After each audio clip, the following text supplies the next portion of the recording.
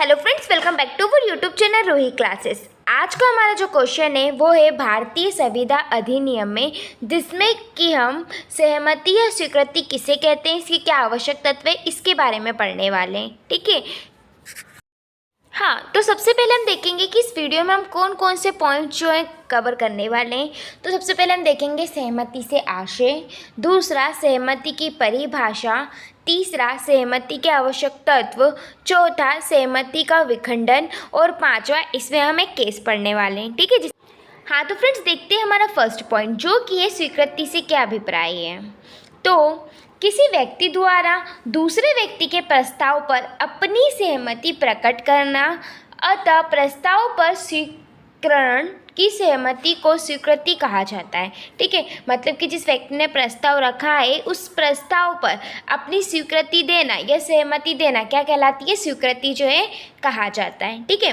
किसी प्रस्ताव का वैधिक महत्व तभी होगा जब उस प्रस्ताव की स्वीकृति हो जाती है, वरन प्रस्ताव केवल वरन ही बनकर रह जाता है, वह वचन, करार व संविदा का रूप नहीं ले सकता। ठीक है। करार के संविदा होने की दिशा में दोनों पक्षकार के मध्य संविधानात्मक संबंध व दायित्व उत्पन्न हो जाते। मतलब कि इन्होंने क्या कहा कि प्रस्ताव का कब महत्व होगा, जब उस प्रस्ताव पर स्वीकृति मिल गई हो। अगर किसी प्रस्ताव को स्वीकार नहीं किया गया है तो वह केवल प्रस्ताव ही बनकर रह जाता है, उसका कोई भी महत्व नहीं होता। ठीक है। लेकिन अगर किसी प्रस्ताव पर स्वीकृति ले लिए तो फिर वो एक वचन, करार या संविदा का रूप जो है ले लेता है। ठीक है। और अगर स्वीकृति नहीं दी तो इनका रूप जो है नहीं ले पाएगा। ठीक है। और अगर स्वीकार कर लिया है प्रस्ताव को तो ऐसे में क्या होता है, जो दोनों पक्षकार है उनके बीच उस संविदा को लेकर अधिकार और दायित्व क्या हो जाते हैं, उत्पन्न हो जाते हैं। तो ये है हमारी स्वीकृति। अगला हमारा पॉइंट है परिभाषा। ठीक है। तो भारतीय संविदा अधिनियम की धारा 2B के अनुसार 2B क्या कहता है कि जब वह व्यक्ति जिसके सामने प्रस्ताव रखा जाता है उस पर सहमति प्रकट कर देता है तो कहेंगे कि प्रस्ताव स्वीकार कर लिया गया है। ठीक है। मतलब कि जिसके सामने हमने प्रपोजल रखा था अगर वो उसे एक्सेप्ट कर ले तो क्या कहेंगे हम कि हाँ स्वीकृत जो है मान लिया गया। ओके। हाँ, तो फ्रेंड्स अब आता है हमारा थर्ड पॉइंट, जो कि है सहमति के आवश्यक तत्व बताइए। तो इसमें कुछ पॉइंट्स है। हमारा पहला पॉइंट होगा दो पक्षकार, दूसरा है सहमति उस व्यक्ति की ली जाती है जिसके लिए प्रस्ताव रखा है, तीसरा है सहमति का संचार या संचरण। ठीक है। चौथा है प्रस्ताव के पहले दी गई सहमति वैध नहीं है, पांचवा है सप्रतिपूर्ण और अशर्त होनी चाहिए। ठीक है। छठा है सहमति प्रस्ताव के अनुसार होनी चाहिए, सातवां है सहमति अभिव्यक्ति या विवेक्षित हो सकती है और आठवां है समय सीमा। तो इन पॉइंटों के आधार पर हम सहमति या स्वीकृति के आवश्यक तत्व जो है देखेंगे। हाँ, तो फ्रेंड्स हमारा फर्स्ट पॉइंट है दो पक्षकार। ठीक है। तो जिस प्रकार प्रस्ताव में दो पक्षकार की ज़रूरत होती है उसी प्रकार स्वीकृति में भी दो पक्षकार का होना जो है आवश्यक है। ठीक है। आगे सेकंड पॉइंट है हमारा सहमति उस व्यक्ति की ली जाती है जिसके लिए प्रस्ताव रखा है। ठीक है। प्रस्ताव पर अनुमति वही व्यक्ति दे सकता है जिसके सम्मुख प्रस्ताव रखा है। यदि कोई अन्य व्यक्ति उसे स्वीकार कर ले तो वह विधिमान्य नहीं होगी। ठीक है। मतलब कि हम जिसके सामने प्रस्ताव रख रहे हैं उसकी द्वारा ही सहमति दी जानी चाहिए। अगर कोई अन्य व्यक्ति सहमति देता है तो वह जो है विधिमान्य नहीं मानी जाएगी। क्लियर।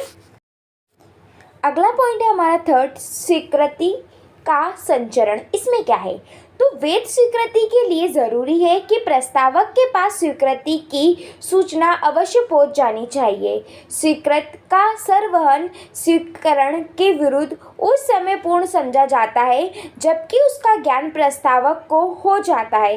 केवल मन में स्वीकृति का निश्चित कर लेना पर्याप्त नहीं है, उसको प्रकट करना ज़रूरी है। ठीक है। मतलब कि स्वीकृति कब पूर्ण मानी जाएगी, जब जिसने प्रस्ताव रखा है उस व्यक्ति को जानकारी हो जाए कि सामने वाले व्यक्ति ने जो है इस प्रस्ताव को स्वीकार कर लिया है तब जो है स्वीकृति का संचरण माना जाएगा। ठीक है, यदि सामने वाला व्यक्ति केवल अपने मन में ही बोल दे कि हाँ मेरे को स्वीकार है, लेकिन उसने सामने वाले व्यक्ति जिसने प्रस्ताव रखा उसे नहीं, उसको प्रकट नहीं की, तो यहाँ पर जो है स्वीकृति पूर्ण नहीं मानी जाएगी। इसमें स्वीकृति का प्रकट होना या फिर प्रस्तावक को इसकी जानकारी होना जो है आवश्यक माना जाता है। ठीक है, तो ये था हमारा थर्ड पॉइंट, स्वीकृति का संचरण। अगला पॉइंट है हमारा, प्रस्ताव के पहले दी गई सहमति वैध नहीं है। ठीक है, तो स्वीकरण को प्रस्ताव का ज्ञान होना आवश्यक है। यदि कोई कार्य प्रस्ताव की जानकारी के अभाव में किया गया हो तो वह उस प्रस्ताव की स्वीकृति नहीं मानी जाएगी। अतः प्रस्ताव के पहले दी गई स्वीकृति जो है वैध नहीं होती। ठीक है, मतलब कि हमें स्वीकृति कब देना है, जब कोई व्यक्ति प्रस्ताव रखे और उस पर हमें उसके बाद में स्वीकृति देना है। ठीक है, यदि कोई व्यक्ति पहले स्वीकृति दे देता है प्रस्ताव रखने से पहले ही, तो ऐसी स्वीकृति जो है वैध नहीं मानी जाएगी। ओके, अगला पॉइंट है हमारा, पूर्ण या अशर्त होनी चाहिए। मतलब कि हम जो सहमति दे रहे हैं वो कैसी होनी चाहिए, पूर्ण और अशर्त होनी चाहिए।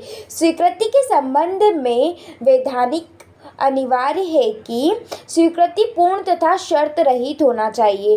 शर्त सहित स्वीकृति एक प्रकार से प्रति प्रस्ताव होता है और उस समय तक लागू नहीं होता जबकि प्रस्तावक द्वारा शर्त की स्वीकृति नहीं दी जाती। ठीक है, मतलब कि हम जो स्वीकृति दे रहे हैं वो हमें कैसी देना है, पूर्ण मतलब पूरी तरीके से देना है, और अशर्त मतलब कि कोई कंडीशन जो है ऐड नहीं करना है। यदि हम उसमें कंडीशन ऐड करते हैं तो वो क्या हो जाएगा, प्रस्ताव ना होकर एक प्रति प्रस्ताव हो जाएगा। ठीक है, तो इस प्रकार जो स्वीकृति है वो कैसी होनी चाहिए, अशर्त होनी चाहिए। आगे हमारा 6th पॉइंट है, सहमति प्रस्ताव के अनुसार होनी चाहिए। ठीक है, स्वीकृति सामान्यतः उचित ढंग से होनी चाहिए। यदि प्रस्तावक स्वीकृति किसी नियम विधि के अनुसार चाहता है तो उसकी स्वीकृति उसी नियम विधि के अनुसार होनी चाहिए। ठीक है, मतलब कि जिस प्रकार जो प्रस्तावक है वो जिस प्रकार स्वीकृति चाहता है उसी प्रकार से जो है स्वीकृति होनी चाहिए। ठीक है, जैसे कि एग्जाम्पल के लिए ए बी को कहता है कि यदि तुम्हें ये प्रस्ताव स्वीकार हो तो तुम मुझे लाल लिफाफे में जो है इसकी स्वीकृति भेजना। तो यदि वो ऐसे ये जो कंडीशन है इसी के अनुसार जो है सामने वाले व्यक्ति की जो है स्वीकृति होनी चाहिए। ठीक है, तो सहमति प्रस्ताव के क्या होनी चाहिए, अनुसार ही होनी चाहिए जैसा कि प्रस्तावक चाहे। आगे हमारा 7 पॉइंट है, सहमति अभिव्यक्त या विभक्षित हो सकती है। ठीक है, सहमति अभिव्यक्त तभी मानी जाएगी जब लिखित या मौखिक हो। जब इसके विपरीत किसी अन्य ढंग से स्वीकृति को प्रकट किया जाए तो वह विभक्षित कहलाएगी। विभक्षित स्वीकृति में स्वीकरण अपने व्यवहार से स्वीकृति देता है। ठीक है, मतलब स्वीकृति जो है दो रूप से भी हो सकती है, अभिव्यक्ति या विभक्षित दोनों रूप से जो है दी जा सकती है। ओके, आगे हमारा लास्ट आवश्यक तत्व है समय सीमा। ये क्या है, तो स्वीकृति वे तभी मानी जाएगी जब वह उचित समय के भीतर की जाती है। उचित समय के अंतर्गत स्वीकृति प्रदान नहीं की जाती तो प्रस्ताव ही समाप्त हो जाएगा। ठीक है, सबसे आवश्यक तत्व क्या है, लास्ट वाला हमारा समय सीमा, मतलब कि जिस समय में हमें स्वीकृति देनी है उसी समय के अंदर उसी समय के भीतर हमें जो है स्वीकृति देनी होगी। यदि हम बाद में देते हैं तो प्रस्ताव जो है समाप्त समझा जाएगा। ओके, आगे हमारा पॉइंट है 4, स्वीकृति का खंडन किस प्रकार होगा। ठीक है, तो प्रस्ताव की स्वीकृति प्रस्ताव का खंडन होने से पूर्व जो है होनी चाहिए। ओके, किसी प्रस्ताव का अंत होने या खंडन हो जाने पर उसकी वैध स्वीकृति जो है नहीं हो सकती। ओके, मतलब अगर प्रस्ताव खत्म हो गया, उसका खंडन हो गया तो फिर उसकी वैध स्वीकृति जो है नहीं हो सकती।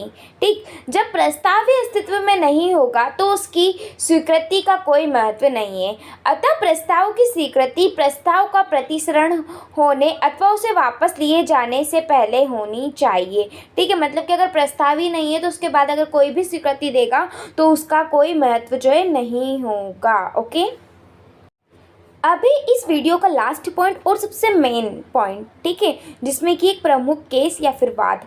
कौन सा केस है इसमें, तो इसमें केस है कार्लिल बनाम कार्बोलिक स्मोक बाल कंपनी। अब इस केस में क्या होता है, तो इस वाद में प्रतिवादी कार्बोलिक स्मोक बाल नामक उत्पादक के निर्माता थे। मतलब जो प्रतिवादी है वो क्या करते थे, उत्पादक करते थे, ठीक है, जो कि एक डॉक्टरी सामग्री थी जो कि इन्फ्लुएंजा की रोक टोक के उपयोग में लाई जाती थी, ठीक है। अपने उत्पादन के विज्ञापन में उन्होंने कहा कि वे हर उस व्यक्ति को जो कि स्मोक बाल 2 हफ्ते तक दिन में 3 बार छपे हुए निर्देश के अनुसार प्रयोग करने के बावजूद भी ये बीमारी हो जाती है तो वो उसे 100 रुपये इनाम देंगे, ठीक है। मतलब कि जो प्रतिवादी है वो एक दवाई के विक्रेता थे और उन्होंने कहा कि इस दवाई को अगर इस निर्देशक के अनुसार प्रयोग किया जाता है और अगर फिर भी वह बीमारी जिसके लिए वो दवाई है वो हो जाती है तो वो उसे क्या देंगे, 100 रुपये इनाम में देंगे, ठीक है। जो वादी है वो विज्ञापन पर विश्वास कर वो जो उनकी दवाई रहती है स्मोक बाल खरीद कर लिखे हुए निर्देश के अनुसार क्या करता है, उसका प्रयोग करता है, ठीक है। लेकिन उसको फिर भी यह बीमारी हो जाती है, ठीक। जब अपने 100 रुपये प्राप्त करने के लिए वाद वह करता है तो बचाव पक्ष में कहा कि चूंकि वादी ने प्रस्तावक के प्रतिग्रहण की संसूचना नहीं दी थी कोई सुविधा नहीं हुई थी, ठीक है। मतलब प्रतिवादी ने क्या कह दिया कि इन्होंने तो प्रतिग्रहण की कोई संसूचना ही नहीं दी तो इस प्रकार जो है यहाँ पर कोई सुविधा ही नहीं हुई, ठीक है। लेकिन यहाँ अभी निर्धारित किया गया कि जब प्रस्तावक प्रस्थापन करते समय विपक्षित ये स्पष्ट रूप से इंगित करता है कि प्रतिग्रहण की संसूचना देने की आवश्यकता नहीं है, केवल प्रस्थापना की शर्तों का पालन करना ही प्रतिग्रहण है, तब उन शर्तों के अनुसार कार्य करने पर सुविधा हो जाती है, उसको प्रतिवादी द्वारा घोषित किए गए इनाम का हकदार ठहराया गया है, ठीक है। मतलब यहाँ पर न्यायालय ने क्या कहा कि जब उसने इस निर्देश के अनुसार उसका प्रयोग किया तो यहाँ पर क्या मानी गई, उसकी प्रतिग्रहण, मतलब कि उसको स्वीकार कर लिया ऐसा माना गया। क्यों? क्योंकि यहाँ पर हमने पढ़ा है कि जो स्वीकृति है वो अभिव्यक्ति या विभक्षित दोनों रूप से हो सकती है और यहाँ पर किस रूप में हुई है, विभक्षित रूप में जो है स्वीकृति मानी गई, इसलिए जो वादी है वो प्रतिवादी से अपने इनाम के पैसे पाने का जो है हकदार होगा या होगी, ओके। हाँ तो फ्रेंड्स, इस प्रकार हमारा जो क्वेश्चन था स्वीकृति या सहमति से आप क्या समझते हैं, इसके आवश्यक तत्व बताइए, वो यहीं ख़त्म होता है। हम मिलते हैं नेक्स्ट वीडियो में नेक्स्ट टॉपिक के संग। आई होप आपको वीडियो अच्छी लगी हो। अगर आपको हमारी वीडियो से ज़रा भी हेल्प होती है तो प्लीज़ चैनल को सब्सक्राइब कीजिए, वीडियो को लाइक कीजिए और ज़्यादा से ज़्यादा शेयर कीजिए। Thanks for watching this video.